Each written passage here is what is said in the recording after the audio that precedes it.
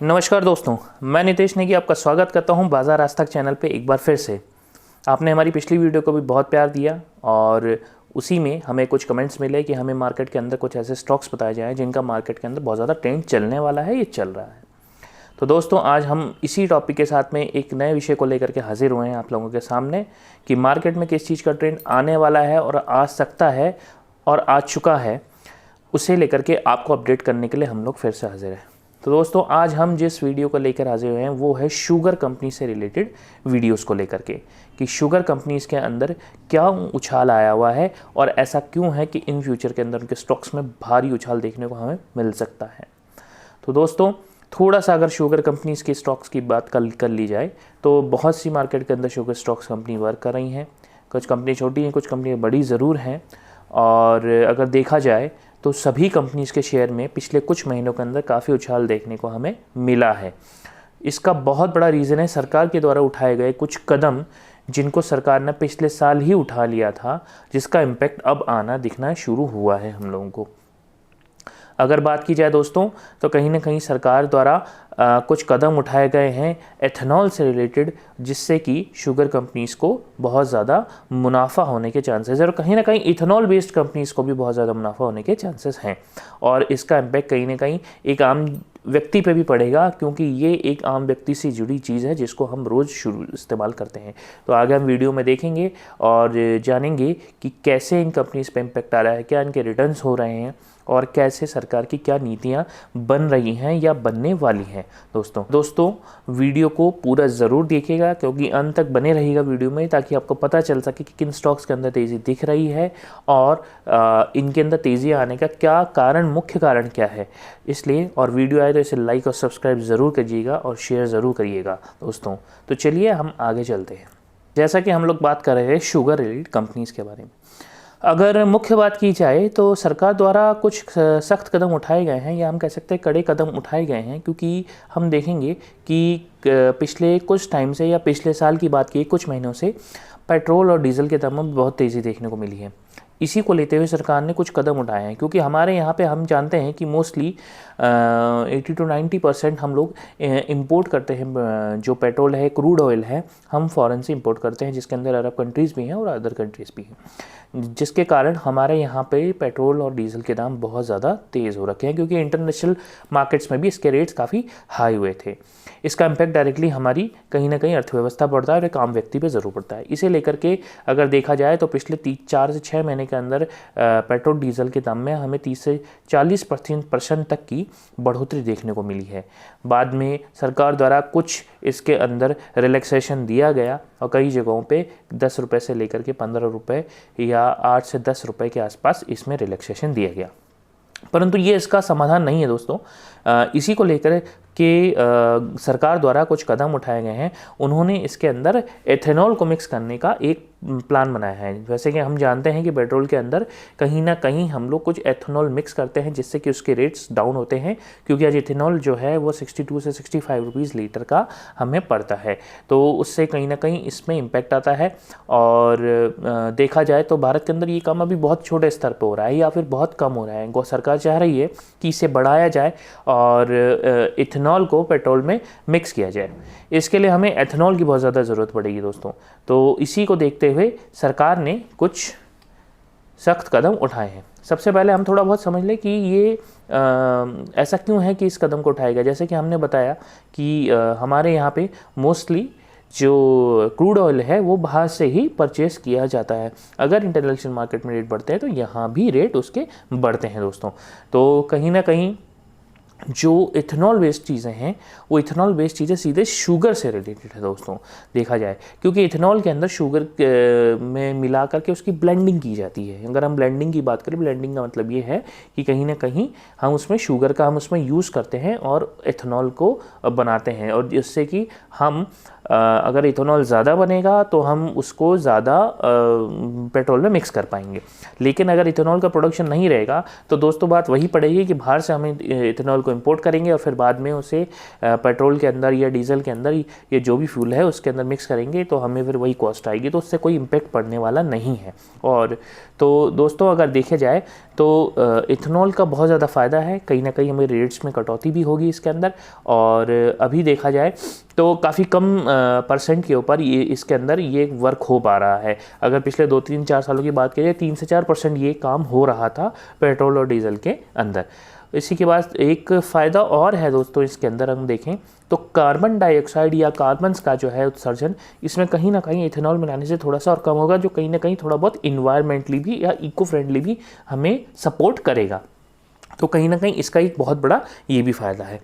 अब अगर बात की जाए कि शुगर से रिलेटेड, तो ये बात की जाए कहीं ना कहीं ये एक हम कह सकते हैं हमारा डेली यूज़ में आने वाला प्रोडक्ट है और कहीं ना कहीं गन्ने से हमारा बनता है, शुगर केन से, राइट। तो अगर देखा जाए तो इथेनॉल की मेकिंग के अंदर शुगर का बहुत बड़ा रोल हो सकता है। तो इसी को लेते हुए अब जब इथेनॉल का प्रोडक्शन इंक्रीज़ किया जा रहा है, इथेनॉल की ब्लेंडिंग को ज़्यादा बढ़ाया जा रहा है, तो इथेनॉल की डिमांड बढ़ रही है, जिससे कि कहीं ना कहीं शुगर केन की डिमांड भी बढ़ेगी और बढ़ रही है। तो इसीलिए कहीं ना कहीं इन शेयरों के अंदर हमें तेज़ी देखने को मिली है। तो कहीं ना कहीं हम कह सकते हैं कि इको फ्रेंडली होने के बावजूद कहीं ना कहीं इकोनॉमिक भी देखा जाए, इकोनॉमिक पॉइंट ऑफ व्यू से, तो ये सब चीज़ें एक आम आदमी पर असर डाल रही है और सरकार को कहीं ना कहीं थोड़ी सी राहत देने का मौका मिल रहा है आम आदमी को। इसी के साथ में अगर हम देखा जाए तो हम अगर पुराने रिकॉर्ड्स चेक करें दोस्तों, तो उसके अंदर हम देखेंगे तो 2017 के आसपास हम लोग जो प्रोडक्शन करते थे बेसिकली वो थोड़ा काफ़ी कम करते थे और उसके अंदर जो ब्लेंडिंग का परसेंटेज था वो करीब 1% के आसपास में था, जो काफ़ी कम था। धीरे धीरे इसको इंक्रीज़ किया गया क्योंकि जैसे जैसे डिमांड बढ़ने लगी, व्हीकल्स बढ़ने लगे, इसको इंक्रीज़ किया गया और 2017 या 18-19 की बात की जाए तो ये 4% के आसपास आया। हालांकि इसमें तेज़ी देखने को मिली, लेकिन इससे तेज़ मार्केट के अंदर व्हीकल्स की डिमांड बढ़ी। मतलब कि हम कह सकते हैं कि व्हीकल ज़्यादा थे और इसका जो प्रोडक्शन था या ब्लेंडिंग था वो थोड़ा सा कम था। अगर उस रेशियो में अगर इसको बढ़ाया जाता तो कहीं ना कहीं आज वो दाम इतने ज़्यादा नहीं बढ़ते, लेकिन फिर भी इस पे काम किया गया। और अब जब 2021-22 की बात की जाए तो सरकार ने जो है अभी 8.2 के आसपास इसे अचीव करने का प्लान किया था और जो करीब करीब अचीव हो भी गया है।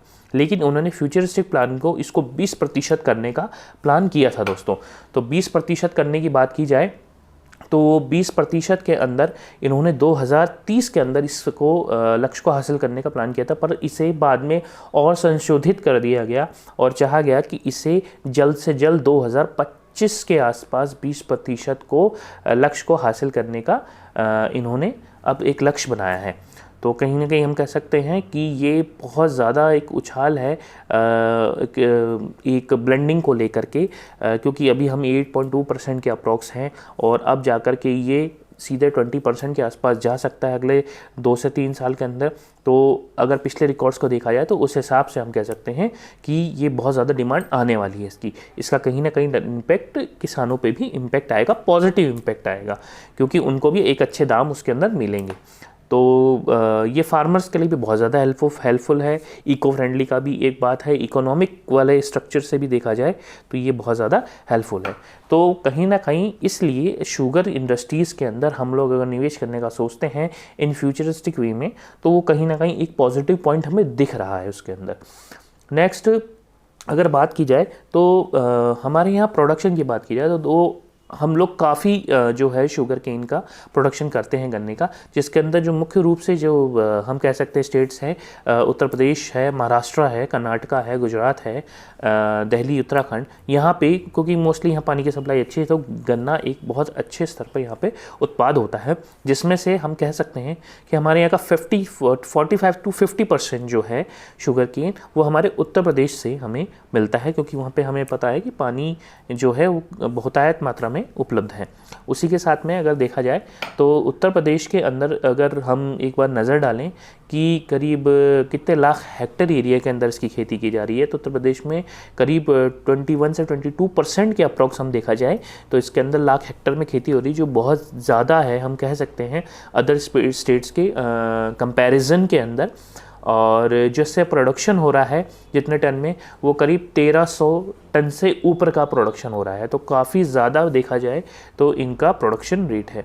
उसके बाद में अगर महाराष्ट्र की बात की जाए तो महाराष्ट्र कहीं ना कहीं दूसरे पायदान पर आता है, वो 9.36 हेक्टेयर्स के ऊपर इसकी खेती कर रहा है, और जिससे 750 के आसपास टन्स में हमें गन्ना या शुगर केन हम कह सकते हैं वो हमें मिल रहा है। तो कहीं ना कहीं ये दूसरे पायदान पे और काफ़ी ज़्यादा प्रोडक्शन कर रहा है। उसके बाद में कई अलग स्टेट्स हैं जो कहीं ना कहीं गन्ने की खेती कर रहे हैं, हालांकि उतने लेवल पे, हाई लेवल पे नहीं हो रही वहाँ पे खेती उसकी, लेकिन फिर भी तमिलनाडु, कर्नाटका, आंध्र प्रदेश की बात की जाए तो ये लोग भी इस दौड़ में काफ़ी आगे हैं और आगे चल रहे हैं। हो सकता है कि इन चीज़ों के आने के बाद में ये जो स्टेट्स हैं अदर, ये भी गन्ने की खेती में अपना खेती बढ़ाने की कोशिश करें, क्योंकि उनको पता है कि इन फ्यूचर में इसकी डिमांड आने वाली है। इसी के साथ में दोस्तों हमने सबसे पहले ये जाना कि क्या इश्यूज़ हैं जिसके कारण इसके अंदर तेज़ी आ रही है। हालांकि कुछ इसमें प्रॉब्लमेटिक इश्यूज़ भी हमें देखने को मिले हैं, कुछ ट्रांसपोर्टेशन से रिलेटेड इश्यूज़ हैं जो देखने को मिले हैं, क्योंकि जैसे कि ऑयल कंपनीज़ ने पहले ही कुछ केमिकल कंपनीज, इथेनॉल कंपनीज से करार कर लिया था कि आप लोग इथेनॉल को सेव करके ना रखें, आप सीधे हमें ट्रांसपोर्ट कर दें, तो उसे स्टोरेज की कोई ज़रूरत नहीं है। और ट्रांसपोर्टेशन का जो खर्च था वो पेट्रोलियम कंपनी ने उठाने का फ़ैसला किया, लेकिन उन्होंने उसके लिए एक फ़िक्स रेट कर दिया था। तो पेट्रोलियम कंपनीज़ ने जब फिक्स रेट कर दिया, लेकिन उसके बाद 4 से 6 महीने में जब पेट्रोल डीजल के भाव बहुत ज़्यादा बढ़ गए, तब ये प्रॉब्लम खड़ी हुई कि ट्रांसपोर्टेशन का कॉस्ट करीब 30% के आसपास इंक्रीज़ हो गया। तो ये एक इशू भी हमें देखने को मिला इसके अंदर। तो और कहीं ना कहीं हमें देखना है कि इथेनॉल के लिए कितना इंफ्रास्ट्रक्चर हमारे पास अवेलेबल है। इथेनॉल की अगर हमें प्रोडक्शन करना है, ये भी एक कहीं ना कहीं एक सरकार के सामने एक बहुत बड़ा हम कह सकते हैं एक चैलेंज बन के सामने आ सकता है। तो दोस्तों कहीं ना कहीं प्रॉब्लम्स हैं, लेकिन कहीं ना कहीं इसके बेनिफिट्स और प्रॉफिट्स बहुत ज़्यादा हैं, इसलिए सरकार द्वारा कुछ कदम उठाए गए हैं और इस पे काम भी चल रहा है और शुरू हो चुका है। और हमें कई देखा जाएगा, पिछले कुछ हफ्तों में हमने चीनी के जो शेयर्स हैं उसके अंदर हमने देखा होगा कि काफ़ी उछाल देखने को हमें मिला है। अगर हम कुछ स्पेशल शेयर्स की बात करें हम लोग, जिनके अंदर हम कह सकते हैं कि हमें इन्वेस्ट करना चाहिए या हमने कुछ टाइम में पिछले उछाल देखा है इन शेयर्स के अंदर, तो हम देख सकते हैं कि जो मुख्य रूप से जो कंपनीज़ है जिनमें बहुत ज़्यादा लोग ट्रेडिंग करते हैं, जैसे द्वारकाधीश हो गया, कोठारी हो गया, अवध हो गया, इसके बाद बजाज हिंदुस्तान हो गया, एंड इसके बाद त्रिवेणी हो गया शुगर का। तो ये सब जो मेन कंपनीज़ हैं, करीब इनके जो शेयर्स रेट है, प्राइस है, जैसे कि कोठारी की बात की जाए तो 37 रुपीज़ के आसपास है, अच्छा खासा पीओ रेशियो है इसका 18 के आसपास में। द्वारकाधीश है 88 रुपीज़ के आसपास आज मार्केट में ट्रेंड हो रहा है। अवध शुगर्स की बात की जाए तो 540 के आसपास ट्रेंड हो रहा है, काफ़ी उछाल देखने को मिला है शेयर के अंदर। उसी के साथ में अगर बजाज हिंदुस्तान की बात की जाए, काफ़ी छोटा शेयर है, 16 रुपये के आसपास का है, लेकिन तेज़ी इसमें भी देखने को हमें मिली है। और अगर बड़ी बात की जाए कि त्रिवेणी शुगर्स जैसी कंपनी के अंदर जो बहुत मार्केट के अंदर बहुत ज़्यादा ट्रेंड होती है, उनमें 248 रुपीज़ के आसपास हमें देखने को मिला। तो कहीं ना कहीं हमें इनके अंदर उछाल काफ़ी ज़्यादा देखने को मिले दोस्तों। और अगर बात की जाए इनकी रिटर्न्स की पिछले 2 दिन 4 6 महीने और साल भर की बात की जाए, जब से गवर्नमेंट ने इस पॉलिसीज़ को लागू करने का बात की है, तो अगर जैसे अवध शुगर्स की बात की जाए तो लास्ट 1 ईयर के अंदर इसने करीब 144% का आपको रिटर्न दिया है। तो ये 150% के आसपास का जो रिटर्न है, काफ़ी अच्छा रिटर्न है एक शुगर कंपनीज़ की बात की जाए। और पिछले 9 महीने में करीब 200% के आसपास इनका रिटर्न्स रहे हैं दोस्तों। बजाज हिंदुस्तान की बात की जाए, same as well as price कम है कहीं ना कहीं बजाज हिंदुस्तान का, लेकिन काफ़ी नीचे से काफ़ी ऊपर तक आया है पिछले एक साल में। 6 रुपये के आसपास पहले एक साल पहले ट्रेंड कर रहा था, लेकिन 142% का इसने रिटर्न दिया। आज 15 से 16 रुपये के आसपास इसकी ट्रेडिंग हो रही है कहीं ना कहीं। तो हम देख सकते हैं कि जैसे अवध शुगर्स था वो करीब पहले 220 के आसपास ट्रेंड कर रहा था, आज 500 के ऊपर ट्रेंड कर रहा है। तो बहुत ज़्यादा तेज़ी देखने को मिली, काफ़ी अच्छे रिटर्न है। अमाउंट हम कह सकते हैं करीब करीब सभी के डबल हुए हैं उसलिए। उसके बाद बलरामपुर चीनी, जिसका नाम काफ़ी मार्केट के अंदर है, तो उसने पिछले एक साल में 138% के रिटर्न्स दिए हैं। पहले एक साल पहले 177 रुपये के आसपास ट्रेंड हो रहा था, आज 400 रुपये से ऊपर ये कम शेयर ट्रेंड हो रहा था। कहीं ना कहीं इसने डबल से भी ज़्यादा आपको मुनाफा दिया है।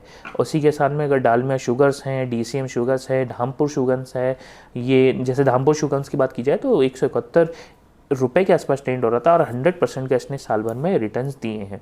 तो कहीं ना कहीं अधिकतर जो शुगर कंपनी सबने पॉजिटिव रिटर्न्स दिए हैं। तो आप लोग बहुत ध्यान से इसके अंदर हम कह सकते हैं कि देख के अपनी रिसर्च करके आप इसके अंदर भी इन्वेस्ट कर सकते हैं, क्योंकि जो काम है अभी जस्ट शुरू हुआ है, अभी इसने तेज़ी नहीं पकड़ी है।